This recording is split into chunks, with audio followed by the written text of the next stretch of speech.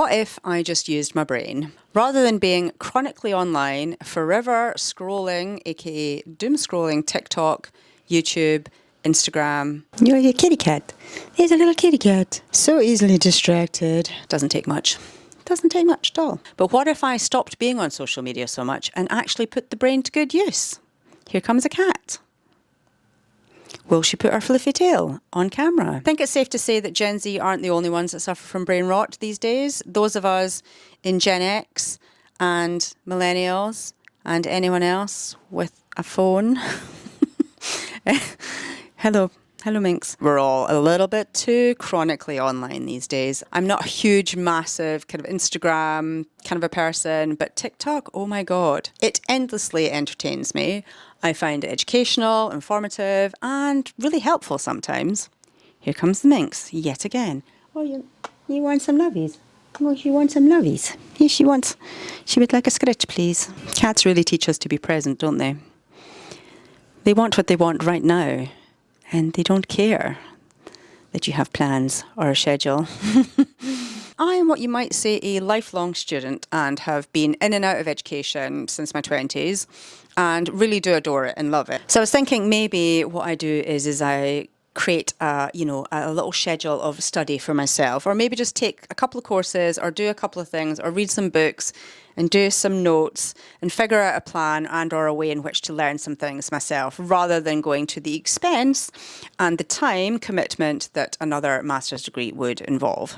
I guess part of it also is trying to identify why I want to learn, why I've always wanted to be learning and being a constant student. I've got cat hair in my eye, on my face. It's going to annoy me. I was having a little think about this the other day when I was chatting with a friend about all of the kind of things that I've learned in my life, where I've been in terms of my studies, all of the education that I have, and what is the root of my desire to learn so much, why I always want to be learning. And although I have never been officially diagnosed with ADHD, everyone thinks it's pretty obvious that I am of the hyperactive version of ADHD. If I read about it or see it online or see somebody talking about ADHD and the various different flavours and delights that ADHD brings with it, I can see some patterns. I can see some things about myself that definitely ring true. Jenna is always distracting the class. She is forever chatting. She's always talking to somebody. She is endlessly distracting. And if only she would just pay attention and apply herself, she could be a really good student. I heard this so many times, and it was written on so many report cards that if that's not ADHD, then I don't know what is. And so ADHD aside, I think one of the things that kind of stuck in my brain was that I don't pay attention, that I am never taking on information, that I am not retaining the knowledge, that I am not a good student. And so perhaps something in that has kind of fed into my must always be learning, must be knowledgeable, must be the class SWOT. One of the good things about doing lots of inner work and doing inner child work and self-healing, self-help books, and all of the things that I've been doing over the years, is that I can recognise things that have affected me. I can recognise the things that happened in childhood that are still part of the way that I think about things and the way that I kind of approach my life. But I don't dwell on any negatives. I just kind of see how it has instructed who I am today and how I can kind of use it to my benefit. Making the brain work again. What are we going to do? How are we going to do it? And when am I going to do it? Let's watch this very exciting little montage of my early morning routine while I go through the what, how and when of my kind of journey with learning and creativity. So first of all, the what.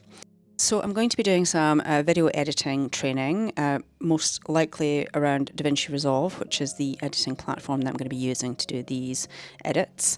I'm going to also check out a YouTube channel strategy and growth and all of that kind of malarkey. That will include things like learning how to do thumbnails in Canva and some filming tutorials, most likely. And also I will be reading some books on creativity because I need to get the brain active in that regard. How is I'm going to do some online courses, tutorials via YouTube and some courses through Skillshare. And I've got a couple of books. I've got a pile of books on creativity that I'm going to go through and I'm going to choose one or two of them and see which ones I prefer or see which ones resonate with me best. And then the when is, well, my brain is alive at 5 a.m. That is alive at 5, I like to say.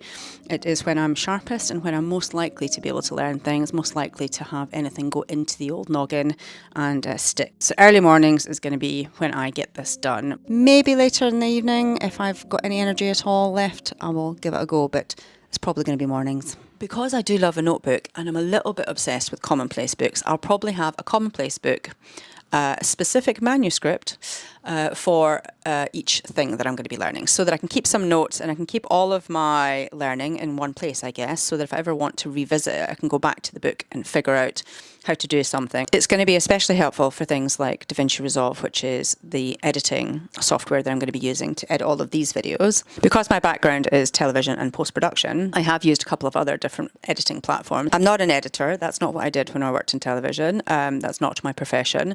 However, I have learned how to edit over the years. I've used Avid, I've used Final Cut Pro, I've used iMovie, and occasionally I use things like CapCut. So I do know how to edit. I'm not completely a novice at it. However, DaVinci Resolve is a bit of software that I have not used before. So I'm going to be using Skillshare, a couple of courses on there to help me just get the basics of how DaVinci Resolve works and also how grading works, because colour grading is something that I've never really done. I know what happens in a colour grade, but I've never done it myself. So that's going to be a real learning curve for me. What is it, Minxie? You want attention?